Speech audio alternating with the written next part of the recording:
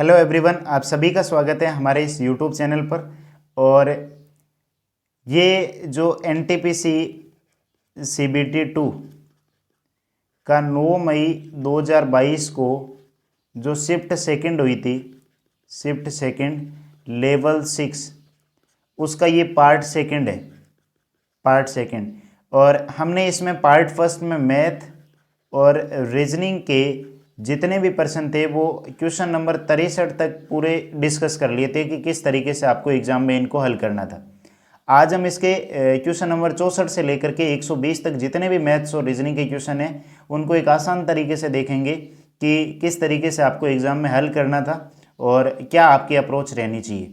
तो चलिए बिना टाइम वेस्ट किए हुए इनको हल कर लेते हैं। तो प्रश्न नंबर 64 जो आपके सामने दे रखा है कि एक व्यक्ति शांत जल में 11 किलोमीटर प्रति आवर की चाल से नाव चला सकता है और धारा की चाल है 5/6 मीटर प्रति सेकंड। इसको भी किलोमीटर में बदलेंगे तो 18/5 से गुणा कर दें तो ये आ जाएगा 3 किलोमीटर प्रति आवर। धारा की विपरीत दिशा में 36 किलोमीटर, तो धारा की विपरीत दिशा का मतलब हो गया 11 में से 3 घटा दो तो स्पीड कितनी आ गई नाव की 8 और दूरी कितनी है 36, तो 36/8, 8 चौक 32 और 32 के बाद में 4/8 बचा, जिसका मतलब होता है 1/2 और 1/2 का मतलब हो गया 30 मिनट, यानी 4 घंटे और 30 मिनट उसको समय लगेगा। तो वो उसका आ जाएगा कुल समय इतना लगेगा 36 किलोमीटर की दूरी धारा के विपरीत दिशा में तय करने पर। आई होप सभी को समझ में आ गया होगा। चलिए अगले प्रश्न पर चलते हैं। 65 के का वह अधिकतम मान ज्ञात कीजिए जिसे 6 अंकों वाली एक संख्या में के स्थान पर रखने से यह संख्या 6 से विभाजित हो जाए। तो संख्या है 2 4 3 1 2 और के, ये 6 से विभाजित है, इसका मतलब 2 से भी है और 3 से भी विभाजित है। तो ये बोल रहा है के का अधिकतम मान क्या हो सकता है। तो के अधिकतम मान के लिए पहले इनको जोड़ लेते हैं। 4 और 2 6 और 3 9, 9 और 3 12, 12। अब 3 का भाग जाना जरूरी है तो मैं 3 लिया, 12 और 3 15 में जाता है, 6 लिया, 9 ले सकते हैं। तो अब यहाँ जो संख्या है ना वो सम संख्या भी होनी चाहिए, क्योंकि 2 का भाग जाने के लिए 0 2 4 6 8 लास्ट में होना चाहिए। तो इसमें 3 में जाएगा नहीं, 9 में जाएगा नहीं, क्या बचेगा 6। तो ये इसका जो करेक्ट आंसर हो जाएगा वो सबसे अधिकतम संख्या कितनी आ जाएगी 6 आ जाएगी, जिसमें 6 का भाग पूरा पूरा इसमें चला जाएगा। आगे चलते हैं इसके अगले प्रश्न पर। 67 डॉल्फिन में ऐसे कितने अक्षर युग्म आगे और पीछे दोनों दिशाओं में मौजूद है जिसके बीच शब्द में उतने ही अक्षर है जितने उसके अंग्रेजी वर्णमाला के क्रम में। तो आपको क्या करना है, डॉल्फिन PHIN एक बार नंबर डाल देते हैं। 4 O 15 L 12 P 16 H 8 I 9 और N 14। अब 4 से बढ़ते जाओ, 4 से 5 6 7 8, इसका मतलब 4 से 8 फिक्स आया तो ये एक पेयर हो गया। फिर 4 से 8 के बाद ये 9 वाला पेयर भी बनेगा, ठीक है, फिर बनेगा नहीं। 15 से 16 17 18 कोई बड़ा अक्षर छोड़ दो। 12 से 13 14 15 16 नहीं बन रहा। 8 से 9 फिर से ये एक पेयर बन गया, 9 से कुछ बनेगा नहीं। 14 से 15 16 17 18 19 20, 9 से 10 11 12, यानी 9 का और 12 का पेयर बना। तो आपको पता है इसमें ऑप्शन है 0 3 2 4, तो ये कितने पेयर बने 1 2 3 और 4। तो यहाँ इसका जो करेक्ट आंसर हो जाएगा वो क्या हो जाएगा 4। आगे चलते हैं इसके अगले प्रश्न पर। अगला प्रश्न है 68 11 15 20 और 30 में से प्रत्येक में से के को घटाना है। इस क्रम में प्राप्त संख्या समानुपात में होती है, तो 2k + 2 और 3k² के बीच में मध्य अनुपाती क्या होता है। यानी 11 माइनस का k और 15 माइनस का k बराबर 20 माइनस k बट्टा 30 माइनस k। देखो सीधा सिंपल सा भी तरीका है कि कोई संख्या आप रख करके देख लो कि दोनों का जो है वो समानुपात में हो जाए। अगर मैं यहाँ 5 को अगर यहाँ रखते हैं ना कि एक k की वैल्यू 5, तो 5 पुट करते ये आएगा 6 और 5 पुट करते ये आ जाएगा 10 और 5 यहाँ घटाया तो 15, 5 घटाया तो 25, तो इसको काटा 3/5 और इसको 5 से काटा 3/5 बराबर आ रहा है। इसका मतलब जो k की वैल्यू है ना वो कितनी है 5, या फिर बाकी इसको इससे गुणा करके इसको इससे गुणा करके समीकरण को हल करके के की वैल्यू आप निकाल सकते हैं। मध्य अनुपाती का मतलब होता है, अगर मैं बात करूं ए और बी का मध्य अनुपाती ज्ञात करो, मध्य अनुपाती, तो इसका मतलब होता है अंडर रूट ए बी। तो के की वैल्यू रख देते हैं, 2 गुणा के की वैल्यू 5 + 2 कितने आ गए 12, और 3 के² में 3 गुणा 5 गुणा 5, तो ये हो गया 75। तो अंडर रूट में वैल्यू आ जाएगी 12 गुणा 75। ठीक है, 12 गुणा 75 जो होता है वो अंडर रूट में कितना हो जाएगा 900, और 900 का अंडर रूट क्या आ जाएगा 30, यानी कि उसका आंसर क्या आ जाएगा 30। तो आपको एक चीज़ ध्यान रखनी, मध्य अनुपाती क्या होता है, ए और बी का अंडर रूट ए बी, और इस तरीके से के की वैल्यू पुट करके इसका आंसर आपको निकालना था। आगे चलते हैं।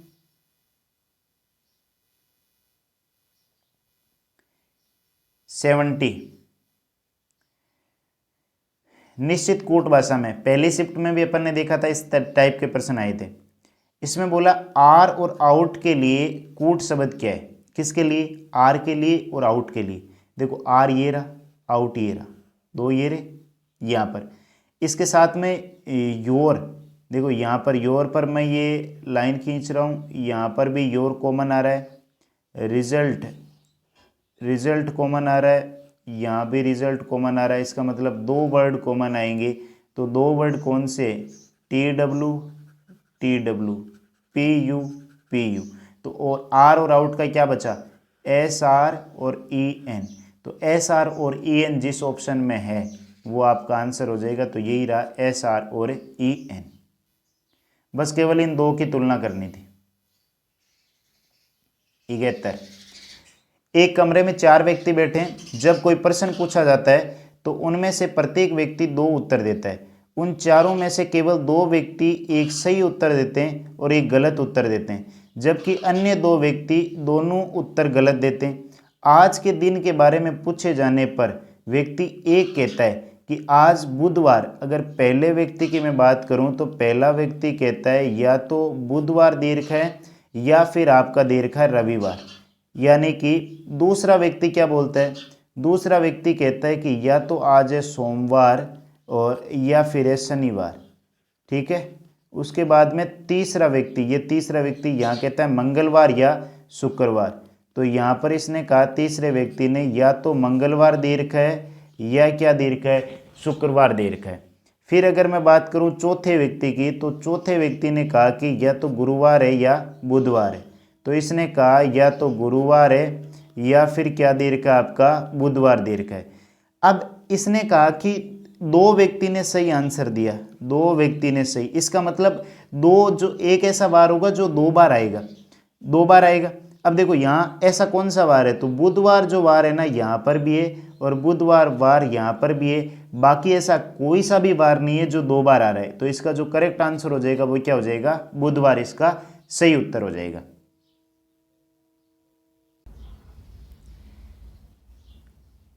तो आगे चलते हैं। आगे अगला प्रश्न है 74, किसी निश्चित धनराशि पर 15% वार्षिक ब्याज दर पर 3 से 1/3 वर्ष में प्राप्त साधारण ब्याज। तो 15% ब्याज की दर है और 3 से 1/3 का मतलब होता है 10/3। तो ये 5 यानी कि कितने परसेंट है, 50% ब्याज है। समान धनराशि पर 12% वार्षिक ब्याज की दर से 5 से 1/2। तो 12% से 5 से 1/2 का मतलब 11/2, यानी कितने परसेंट, 66% साधारण ब्याज है। प्राप्त साधारण ब्याज से 1840 रुपये कम है, ये इससे कितना कम है, 16। तो ये 1840 में किसका भाग दोगे, 16 को, और धनराशि कितनी है 100, 16 का भाग दे दो इसमें, यानी कि कैंसिल कर देते हैं, कैंसिल कर देते हैं। तो ये 4 का भाग गया 4, 4 चौक 16, फिर 2 24, 6 चौक 24, यानी कि 460। 2 से काटा तो ये आ गया 230, 2 से काटा तो ये आ गया 115, और 115 का आगे 2 जीरो है। इसका मतलब 11,500 रुपये की वो क्या हो जाएगी, धनराशि हो जाएगी। 74 आप सभी को समझ में आ गया होगा। आगे चलते हैं इसके अगले प्रश्न पर। 75, अंग्रेजी वर्णमाला में REM को IVN लिखा है, REM इसको लिखा है IVN। देखो ये R18 पर I9 पर इन दोनों का योग जो है ना वो 27 हो रहा है। M13 पर N14 पर इन दोनों का योग भी 27 है। तो आपसे पूछा है की का क्या होगा, KEY। तो की का K का उल्टा होता है P, E का उल्टा होता है V और Y का होता है B। तो PVB इसका क्या हो जाएगा, सही आंसर हो जाएगा। एकदम उल्टी कोडिंग की हुई थी, सिंपल सा प्रश्न था। आगे चलते हैं इसके 75 के बाद में 76 नंबर। 3 सेंटीमीटर त्रिज्या वाले अर्धगोले का आयतन, अर्धगोले का जो आयतन होता है 2/3 पाई R की पावर 3। तो 2/3 गुणा पाई गुणा R का मतलब 3 गुणा 3 गुणा 3, 3 से 3 कटा 3 3 9, 9 को 2 से गुणा किया 18 पाई। तो ये आ जाएगा 18 पाई सेंटीमीटर स्क्वायर। बस एक फॉर्मूला आपको ध्यान रखना था इसका। आगे चलते हैं इसके अगले प्रश्न पर।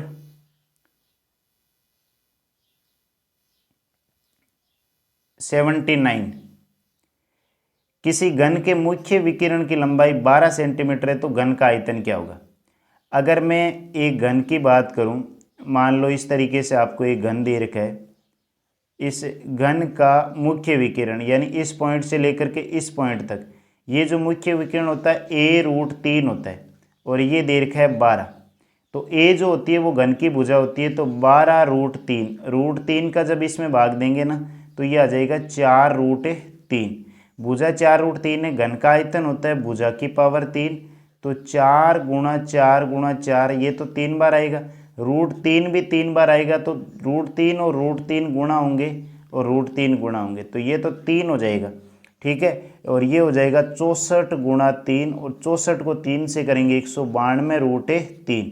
तो इसका जो सही आंसर आ जाएगा 192√3, ये इसका करेक्ट आंसर हो जाएगा। बस ये इतना सा ध्यान रखना था। एक फॉर्मूला था, घन का जो विकिरण होता है वो A√3 सेंटीमीटर होता है। आगे चलिए इसके 82 में दे रखा है सभी पोशाक शर्ट है, सभी पोशाक शर्ट है, वही डायग्राम बनाएंगे। ये आपका इस तरीके से दे रखा है, सभी पोशाक लिख देता हूँ और यहाँ पर लिख देता हूँ मैं शर्ट। सभी शर्ट कपड़े, तो ये शर्ट के ऊपर जो डायग्राम आ जाएगा वो आ जाएगा कपड़े का। इसने बोला कुछ कपड़े पोशाक है, कुछ कपड़े पोशाक है, जब बाहर से अंदर जाते हैं तो कुछ वाला सही होता है, इसका मतलब पहला तो सही है। सभी शर्ट पोशाक है, सभी शर्ट पोशाक है, बाहर से अंदर आते हैं, सभी सही नहीं होता, कुछ सही होता है, तो ये गलत है। केवल और केवल एक निष्कर्ष इसका पालन करेगा और इसका सेकंड ऑप्शन आपका सही हो जाएगा। आगे चलते हैं इसके 82 के बाद में 84 नंबर प्रश्न। किसी चट्टान पर बैठा एक प्रेक्षक किसी नाव को 30 डिग्री के अवनमन कोण पर देखता है। मान लीजिए ये एक चट्टान है और इस चट्टान से यहाँ एक इस दूरी पर नाव है और इस नाव को देखता है और नाव को देखने पर उसका जो कोण है वो कितना है, 30 डिग्री है। जो एक समान चाल से तट के प्रेक्षक के ठीक नीचे स्थित किसी बिंदु की ओर आ रही है। 10 मिनट बाद नाव का अवनमन कोण 60 डिग्री पाया। ये नाव इधर चलती चलती आई और यहाँ पर ये जो कोण है वो 60 डिग्री हो गया और ये इसको टाइम लगा 10 मिनट। आपसे बोला नाव द्वारा तट तक पहुँचने में लगा कुल समय ज्ञात कीजिए। अब कुल समय अगर आपको निकालना है तो ये हमेशा के लिए डायग्राम एक ध्यान रख लो इतना सा कि ये अगर कोण 30 डिग्री है और ये कोण 60 है तो ये दूरी 2 होती है, ये दूरी 1 होती है और ये दूरी √3 होती है। आपको पता है 2 की वैल्यू 10 है तो 1 की वैल्यू जो होगी ना वो 5 होगी। तो ये 10 मिनट यहाँ लगे, 5 मिनट यहाँ लगे, टोटल यहाँ तक पहुँचने में कुल कितने मिनट लगेंगे, 15 मिनट का समय लगेगा इसको।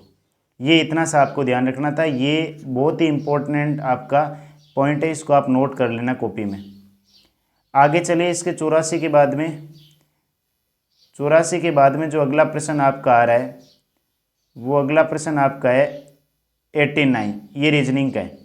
पेंसिल को पेन कहा जाए, पेन को छाता कहा जाए, छाता को पुस्तक कहा जाए, पुस्तक को रूलर कहा जाए, रूलर को कंप्यूटर कहा जाए, तो हम वर्षा से बचने के लिए किसका उपयोग करेंगे। वर्षा से बचने के लिए हम छाता का प्रयोग करते हैं और छाता को ये बोल रहा है पुस्तक, तो किसका प्रयोग करेंगे, पुस्तक का प्रयोग करेंगे। तो 89 में आपका जो आंसर होगा वो हो जाएगा इसका सेकंड, पुस्तक। आगे चलते हैं इसके 90। एक जनरल स्टोर में 5 उत्पाद हैं, मूल्य अलग अलग है। एक इससे सी से सस्ता है, ए जो है वो सस्ता, नीचे लिख रहा हूँ, ए है वो सी से सस्ता है किंतु बी से महंगा है। ए जो है वो किससे महंगा है? बी से। ई सी से महंगा है, ई जो है वो सी से महंगा है किंतु डी से सस्ता है। तो कौन सा उत्पाद सबसे सस्ता है? तो सबसे सस्ता कौन सा हो गया? बी। तो इसका सही आंसर हो जाएगा ऑप्शन 4 बी। आगे चलते हैं, बाकी आपके जीके के जो भी प्रश्न हैं वो आप एक बार देख लेना। 93, एक त्रिभुज के आधार की लंबाई संगत ऊंचाई से 6 सेंटीमीटर अधिक है।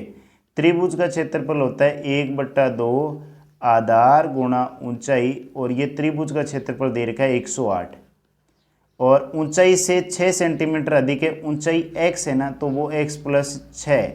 अब 1/2, तो ये इधर मैं लिख देता हूँ आधार गुणा ऊंचाई, और आधार गुणा ऊंचाई हो जाएगा 108 × 2, यानी ये हो जाएगा 216।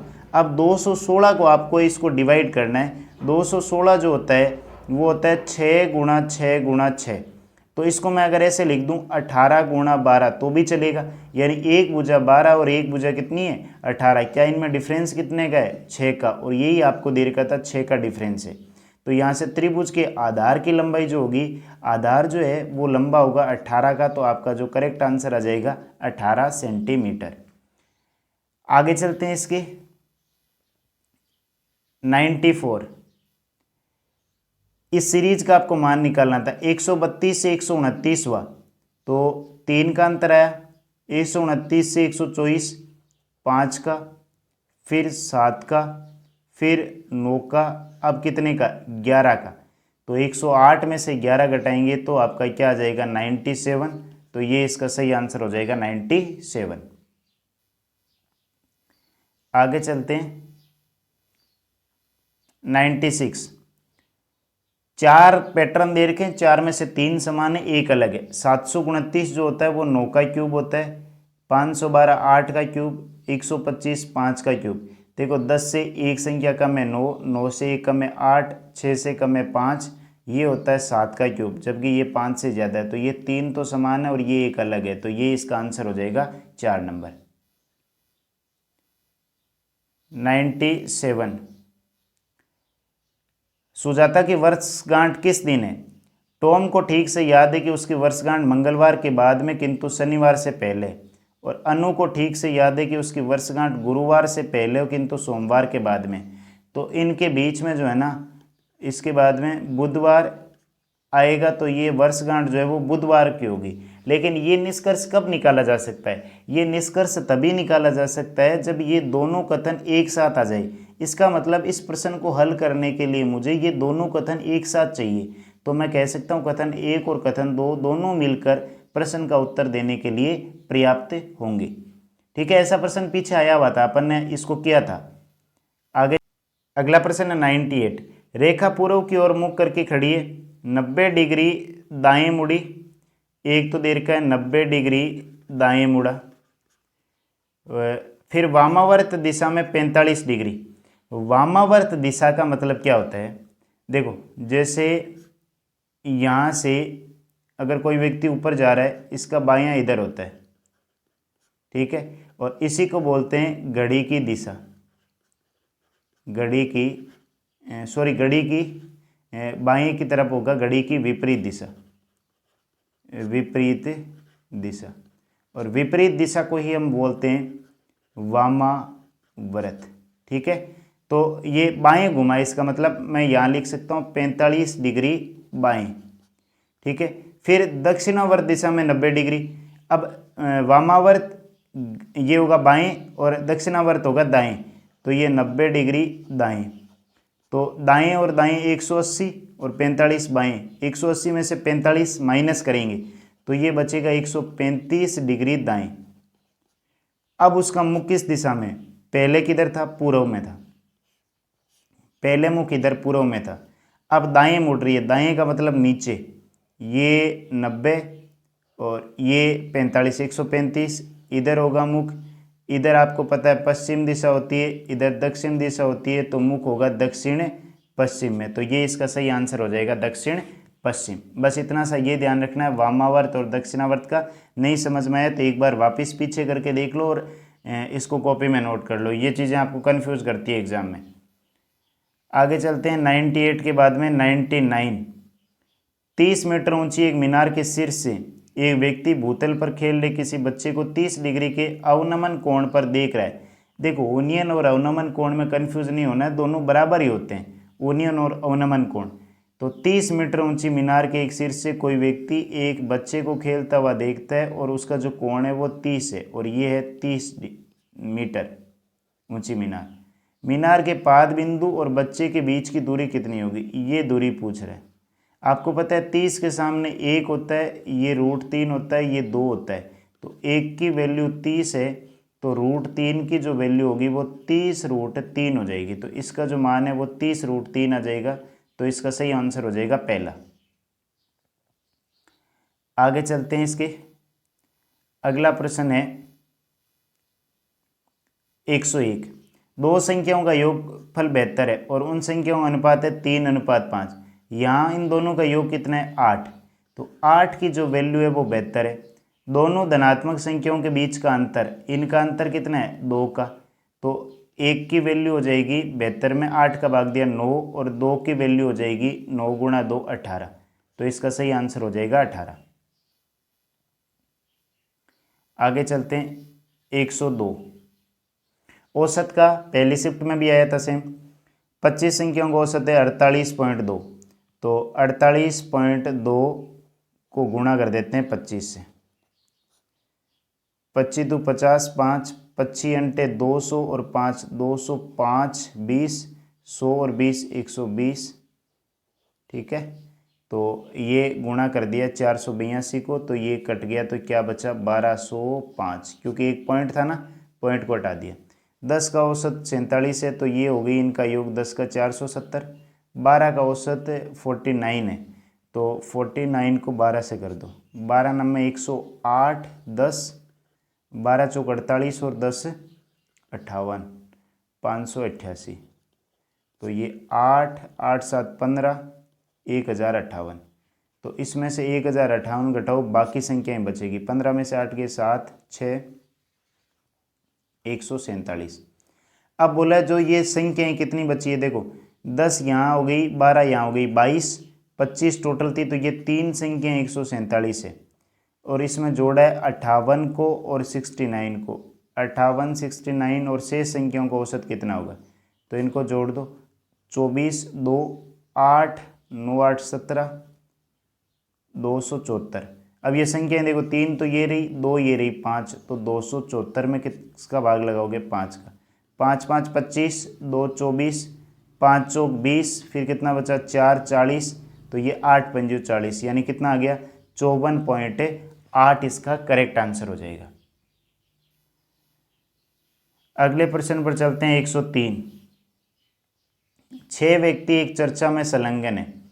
ए डी के ठीक पहले वाला नीचे लिख रहा हूं, ए किसके, डी के ठीक पहले, डी के ठीक पहले ए, किंतु ए जो है वो बी के ठीक बाद में बोलता है, तो बी के ठीक बाद में बोलता है। बी एफ के ठीक बाद में बोलता है, तो बी एफ के ठीक बाद में बोलता है। सी डी के ठीक बाद में, सी जो है वो डी के ठीक बाद में, किंतु ई से पहले बोलता है।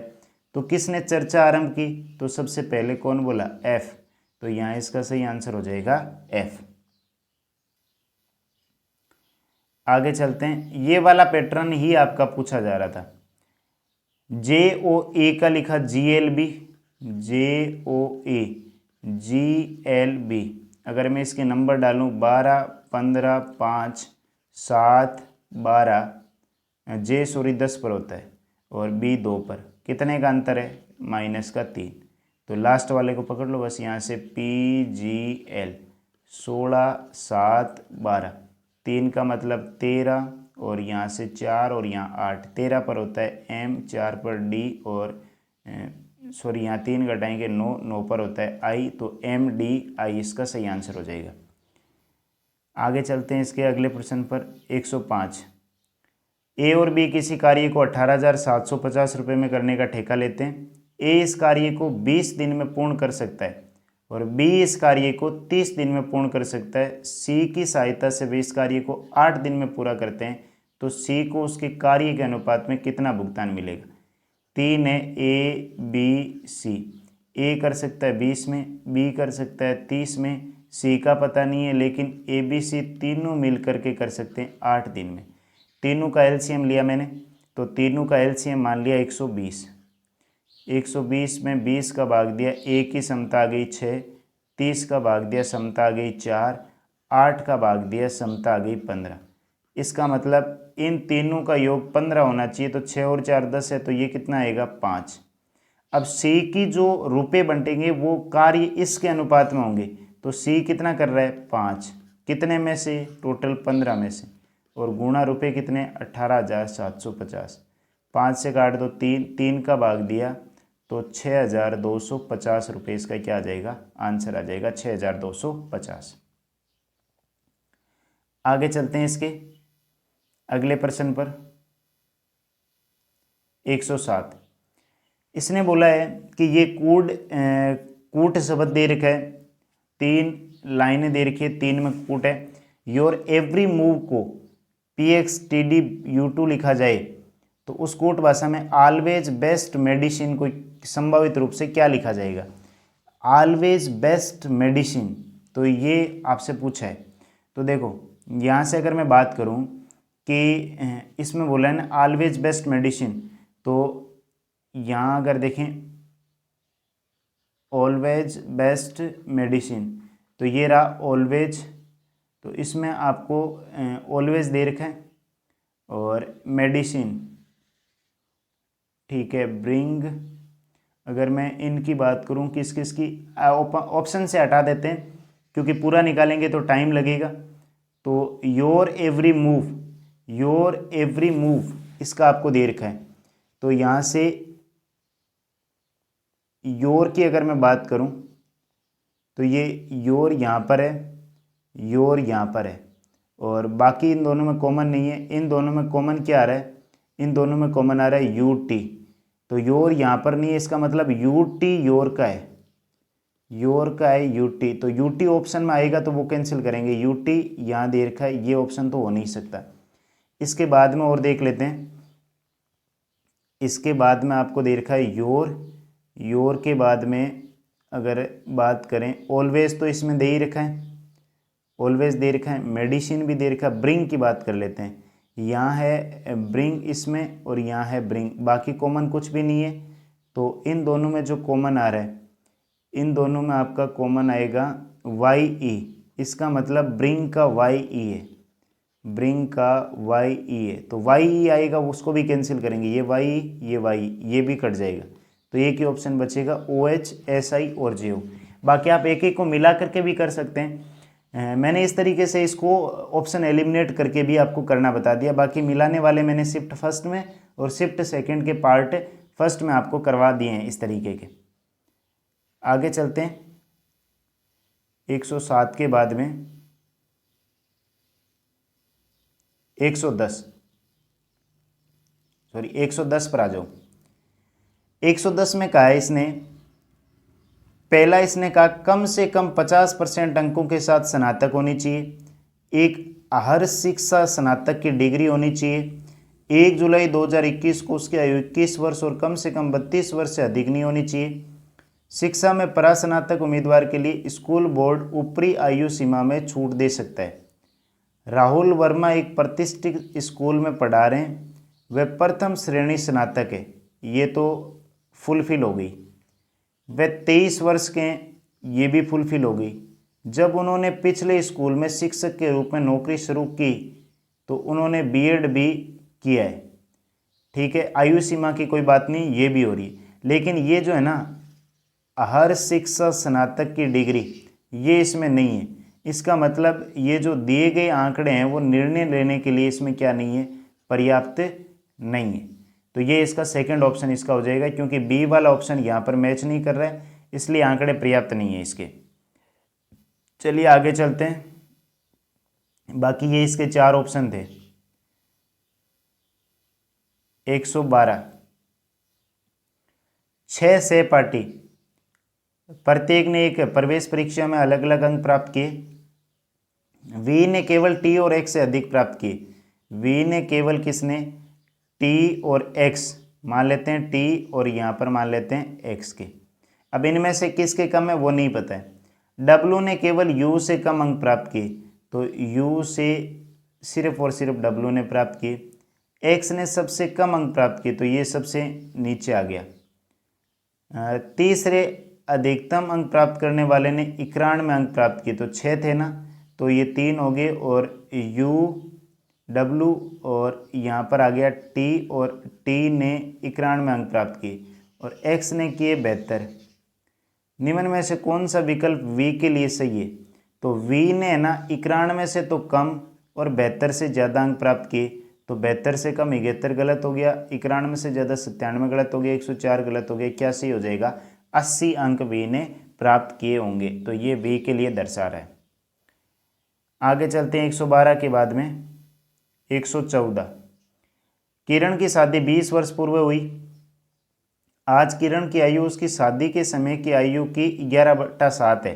इसका मतलब है पहले जब 7 साल की थी, अब 11 साल की। कितने साल का अंतर है? 4 का। और कितने साल? 20 साल में। 1 का मतलब 5, 11 का मतलब कितने साल की? अभी 55 साल की। अब से 10 वर्ष बाद किरण की आयु, तो 10 जोड़ दो, कितने होगी? 65। तो किरण की आयु हो जाएगी 65 वर्ष। आगे चलते हैं 114 के बाद 114 के बाद 117। अगला क्वेश्चन है क्वेश्चन नंबर 17। सीरीज का ये स्थान आपको निकालना है। तो U Z M, Q V Q, M R U, यहाँ से पूछा है ई जे सी। यू 21, 17 4 कम हुआ, 17 से 13 4 कम हुआ, 13 से 4 9 आएगा, 9 पर पहला अक्षर आई आएगा। बस पहला अक्षर आई एक में ही दे रखा है, 4 में आई एन वाई। बाकी वाले आप सीरीज अपने हिसाब से आप देख लेना। आगे चले 117 के बाद 118। प्रेक्षणों की एक निश्चित संख्या का माध्य 12 है। यदि उनमें से एक प्रेक्षण को निकालने पर माध्य ए परिवर्तित रहता है तो निकाला गया प्रेक्षण कितना होगा? जब माध्य 12 है और फिर भी माध्य 12 रह रहा है, इसका मतलब किस संख्या को निकालेंगे? 12 को निकालेंगे तभी माध्य ए परिवर्तित रहेगा, तो इसका सही आंसर हो जाएगा 12। आगे चलते हैं 119। 119 दे रखा है आर पी की माँ नहीं है। आर किसकी? पी की जो आर है वो माँ नहीं है, तो ये माँ, और इस पर मैं क्रॉस लगा देता हूँ। पी एस की पुत्री है। पी किसकी है? एस की पुत्री दे रखा है, ठीक है। अब ये कोई ज़रूरी नहीं है कि ये इसका पिता है, इसके बारे में कुछ दे ही नहीं रखा है। और एस की 3 पुत्रियाँ हैं। एस की 3 पुत्रियाँ, 2 यहाँ पर और होगी। पहला निष्कर्ष निकाल रहा है कि पी आर की बहन है। पी और आर बहन हो भी सकती है, नहीं भी हो सकती है, तो श्योर होकर नहीं कह सकते कि होगा, तो ये गलत है। जब संभावना होती है उसको गलत मानते हैं। एस पी की माँ है, जो एस है वो पी की माँ है। अब ये इसकी पुत्री है, तो ये जो है ना कोई कंफर्म नहीं है कि ये इसकी माँ है। ये इसका माँ भी हो सकती है और ये इसका पिता भी हो सकता है, तभी भी पुत्री होगी। तो दोनों में कन्फ्यूजन है, तो ये भी आपका गलत हो गया। तो न तो निष्कर्ष 1 पालन करेगा और न निष्कर्ष 2 पालन करेगा। दोनों के दोनों आपके क्या हो जाएंगे? गलत हो जाएंगे। आगे चलते हैं, इसका लास्ट जो प्रश्न है, प्रश्न नंबर 120। 120 पे आ जाते हैं, ठीक है। मैं थोड़ा सा इसको जूम कर देता हूं ताकि आपको क्लियर समझ में आ जाए। कुछ डेटा नहीं दिख रहे होंगे, मेरे हिसाब से अब क्लियर है। इसने बोला 2001 में बैच 2 में प्रशिक्षित उम्मीदवारों की संख्या 2005 में बैच 5 में प्रशिक्षित उम्मीदवारों की संख्या से कितने प्रतिशत अधिक है? 2001 में 2, 2001 ये रहा 2, 144 है। 2005 में 5, 2005 का ये 5, 90, 90 से ये कितना ज़्यादा है? तो ये 54 ज़्यादा है। 90 पर गुणा 100, 9 6 54, 6 को 10 से किया 60%। तो इसका जो मान आएगा वो कितना आ जाएगा? 60%। तो इस तरीके से अपना जो है वो 9 मई 2022 को लेवल 6 का जो सेकेंड शिफ्ट का पेपर था, सेकेंड शिफ्ट का, वो हमारा कंप्लीट हो गया है। यानी कि इसमें मैंने मैथ्स भी करवा दिया आपको और इसमें मैंने रीजनिंग भी करवा दी। तो ये दोनों पेपर इसके कंप्लीट हो गए। एक पेपर आपका इसका बचा हुआ है लेवल 4 का, लेवल 4 का जो कि आपका 10 मई का पेपर हुआ था, एक ही पेपर हुआ था। उसका सॉल्यूशन भी मैं जल्दी इस चैनल पर डाल दूंगा। अगर आपको ये सॉल्यूशन और मैथ्स और रीजनिंग का जो वीडियो है इसके सॉल्यूशन के, ये अगर आपको वीडियो पसंद आ रहे हैं तो वीडियो को लाइक कर दीजिए और ज़्यादा से ज़्यादा जितने भी आपके साथी उन तक शेयर कर दीजिए। और अगर आप चैनल पर नए हैं तो चैनल को सब्सक्राइब कर दीजिए। Thanks for watching this video.